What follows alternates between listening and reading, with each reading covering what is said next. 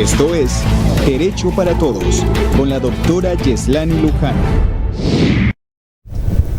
Bienvenidos nuevamente a este segmento de tu programa Derecho para Todos. Estamos conversando sobre un tema importantísimo para todas las que están allí conectadas, bueno, tanto hombres como mujeres. Estamos hablando sobre la violencia patrimonial y la cual se encuentra, por supuesto, consagrada en la Ley Orgánica sobre el derecho de las mujeres a una vida libre de violencia. Nosotros queremos compartir con ustedes acá el artículo 3 de esta ley. Nos habla que esta ley protege algunos derechos, dentro de ellos el derecho a la vida, la protección a la dignidad e integridad física, psicológica, sexual, patrimonial y jurídica de las mujeres víctimas de violencia en los ámbitos públicos y privados. También la igualdad de derecho entre hombre y mujer y la protección de las mujeres particularmente vulnerables a la violencia basada en género y todos los demás consagrados en la Constitución y todos los derechos suscritos que tiene Venezuela. Antes del corte hablábamos en un matrimonio que se rompe, doctora Alexis, y no hubieron hijos allí. ¿Le correspondería a la mujer una manutención? Bueno, te digo, eso en realidad no es nuevo, claro. Ya lo comentábamos en el descanso, porque el mismo Código Civil venezolano establece lo que es la figura de la mesada. Ahora bien, lógico, recordemos que el Código Civil venezolano, estamos hablando del año 42, ya nunca en sí como tal el código no ha sido reformado, sino que se ha sustraído de él. Ya lo que debe quedar del código, si lo analizamos, es muy poco a la parte, porque recuerde que el Código Civil tiene la injerencia directa sobre la persona como tal. Por eso el código se divide en tres partes. Se divide en personas, en bienes reales, cosas y en obligaciones. Es decir, la persona como tal, el matrimonio, la guardia y custodia, las sucesiones. Luego viene lo que es la parte de los derechos reales, la plata, el dinero, el patrimonio como tal. Y después viene la parte que es las obligaciones. Las obligaciones, como tal lo dice, es la obligación que tiene uno en relación con las otras personas. Por eso el Código Civil, nuestro Código Civil, que es originario o tomado de lo que fue la jurisdicción chilena. Recordemos que Andrés Bello también fue el creador del Código Civil chileno, y Andrés Bello, pues venezolano, tuvimos acá esa influencia por parte de los chilenos. En cuanto a lo que estamos hablando de la mesada, el Código Civil lo establecía, y bueno, pero el Código Civil nos habla en esos procedimientos de divorcio cuando se invoca alguna causal de las establecidas en el Código Civil y procede, pero habla de la mesada de manera indiferente. Habla del código, es decir, que puede ser una mesada a favor del cónyuge varón o a favor de la mesada de la mujer. La ley especial sí a veces trata, aunque más lo ves como violencia, porque recordemos que esta es una ley dentro de lo que es la jurisdicción penal. Es decir, la ley del derecho de las mujeres a una vida libre de violencia se enmarca más dentro de lo que es la jurisdicción penal, hasta el punto que es una ley mixta, porque además que es sustantiva, también trae sus propios procedimientos.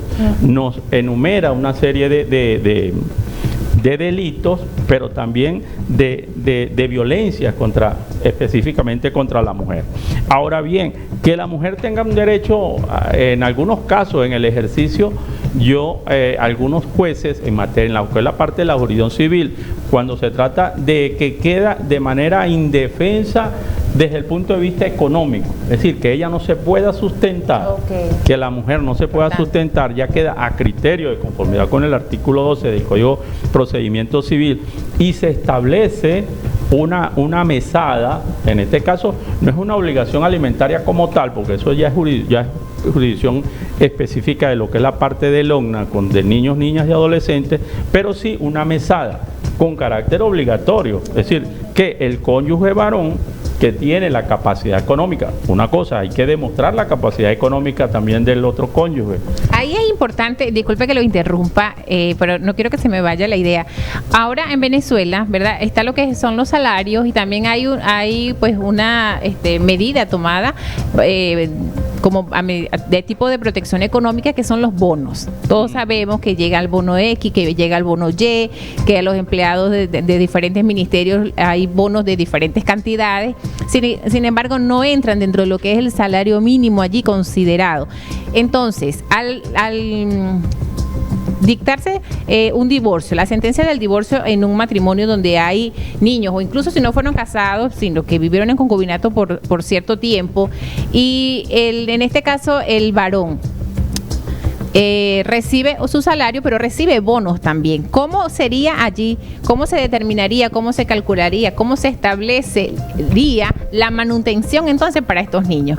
Porque hay personas que dicen, no, mi salario es de 200 bolívares. No sé qué va a hacer. Si vas al tribunal, pues no sé qué vas a hacer con 10 bolívares, porque eso es lo que me correspondería, por ejemplo. Sí, ajá, pero te llega un bono de 200, 300, 500 dólares y no lo dicen. Y el Tribunal de Protección no sé cómo está manejando estas cosas, entonces es interesante. Eso es dentro de lo que es el orden judicial, pues ha sido un mito. Uh-huh. A mí la gente a veces me pregunta, doctor, si es cierto que el 30% sobre un salario base. No. Okay. Es decir, la obligación de manutención, sobre todo lo que es a favor de niños, niñas y adolescentes, se determina es por la capacidad económica del obligado. Okay. Lógico, yo la alego, tú me demandas a mí por $200 mensual. Es demasiado, dice el hombre. Todos los hombres preferimos pagar un abogado que ir pero no es porque no tenga la obligación y porque sabe que está consciente de la obligación, claro, sino más que todo es por el conflicto de intereses. No, que si le doy la plata a ella, se la va a comer bailando por ahí. Bueno, pero se determina es por la capacidad económica del obligado. No hay, en la norma no establece ni la Ley Orgánica de Protección de Niños, Niñas y Adolescentes, ni la anterior Ley Tutelar del Menor. Okay. Yo ejercí con esa ley. Okay. Entonces, ¿qué sucede? Es dependiendo de la capacidad económica del obligado, porque también en estos casos, si bien la manutención no es de género exclusivo, es decir, claro, un hombre puede demandar a la mujer también. Lo importante, el requisito es que él tenga bajo su guardia y custodia o tenga una colocación familiar a los niños, niñas, adolescentes, una abuela que tenga la colocación familiar, y los padres tengan capacidad económica y no cumplan con esa obligación alimenticia, pues puede ejercer esa acción. Cuando se divorcia y hay menores, indudablemente las instituciones familiares, tales como guarda, que es la obligación de manutención, el derecho a crianza, pues se discuten y es la piedra angular. Si no hay un acuerdo entre los cónyuges que están solicitando el divorcio, tal lo establece la última sentencia que salió en materia de divorcio, no se da casi el divorcio prácticamente. Cuando se van por la vía consensuada, tienen que ponerse de acuerdo primero en las instituciones familiares, visitas, y sobre todo, muy especialmente en lo que es la parte de la obligación de manutención. Estas instituciones familiares no son de carácter permanente, en el sentido que pueden modificarse. ¿Por qué se pueden modificar? Porque ellas también tienen una acción autónoma. No necesariamente tú lo haces adheridas a un proceso de divorcio, sino que lo puedes hacer, la ley establece también por la vía autónoma, lo que es el régimen de visita, lo que es la parte de la guardia y custodia, lo que es también la parte de manutención, son instituciones autónomas que tú lo puedes ejercer ahí. Claro, incluso hay casos donde bueno, se conoce una pareja, tienen hijos, pero bueno, nunca vivieron juntos, nada, pero tienen un hijo en común. Entonces allí, la obligación de manutención es necesario también gestionarla, por supuesto. Eso sí fue una que no debería ser, doctor, no debería ser, no debería ser que un tercero te diga a ti como padre, mira, tienes que darle tanto a tu hijo. Deberían hacer, o sea, es lamentable que tengan que ir a una instancia, pasar por todo eso. Incluso los menores de edad sufren esas situaciones de que, bueno, mi papá me tiene que dar esto porque está obligado. qué triste, no debería ser. El deber Sí, sería de imagino. que poder llegar a ese acuerdo y decir, bueno, mira, esto es así, Mira, pero no es la realidad. Yo le he dicho a muchos, y muchos dirán, no, pero estos se desviaron del tema.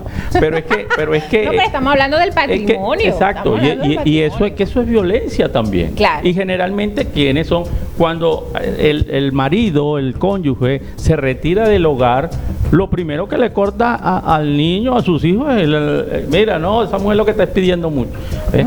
Y de alguna u otra manera, ya cuando, si eran un hogar, afecta el patrimonio del hogar, afecta el patrimonio de aquella mujer que ya tiene que redoblar los esfuerzos para poder mantener a esos hijos que le quedaron en su casa. Así es. Entonces, eso, si muchos dirán, no, que eso no es violencia, pero si hacemos una interpretación Sí, es, claro. estricto sensu de la norma, porque hay una intencionalidad por parte del hombre de no aportar al hogar, de no aportar para esos muchachos, Claro. o que de la mujer viva atrás de él, mira, dame, ¿qué tal? Una humillación Entonces, constante. si bien no nos desviamos del tema, por eso lo estoy diciendo a los televidentes, para que estemos pendientes, y que lo que tú dices es muy cierto. Mira, yo que no he visto yo correr, yo lo primero que le digo a mis clientes, en algunos casos que llegan a defenderse, que consideran que es una defensa, Claro. a defenderse de aquellas acciones de obligación de alimenticia, entonces, ¿qué sucede? Le digo yo, tú me vas a pagar a mí en lugar de darle la plática a los muchachos. Pero Bueno, nosotros pues somos exacto. abogados en ejercicio y todo, indudablemente, todos tenemos el derecho a la defensa, un derecho Ajá, constitucional, claro. porque de repente en algunos casos ellos consideran, no, ¿cómo le voy a dar yo tanta plata a Lamentablemente. Sí. Y bueno, los terceros que nunca faltan allí, porque de repente el hombre tiene la intención, pero siempre viene, no, mira, se hizo las uñas, se planchó el pelo, ahora tiene zapato nuevo, no, como que le estás dando mucho. Hay terceros y es importante que los que están allí conectados tengan esa conciencia al momento de opinar. Uno debe ser bastante responsable de no lastimar a lo que es el núcleo familiar y sobre todo entendiendo que hay niños allí. Hay casos ahora también en Venezuela, que ya nos vamos a ir al corte, quisiera dejar esta pregunta. Ahora hay muchos casos que están cuidando casas. Entonces tienen 10 años cuidando una casa, un bien inmueble, y se va el hombre o se va la mujer. Ahora, ¿qué pasaría con esta casa? O sea, ¿cómo se protege a la familia, al que se queda con los niños cuando es una casa que estuvo, pues, como quien dice, al cuido? Aquí en Venezuela, pues, se dan muchos casos. Esto y mucho más conoceremos al regreso, recordándole que estamos en su programa Derecho para Todos a través de TV Oasis Monay. Esto es Derecho para Todos con la doctora Yeslani Luján.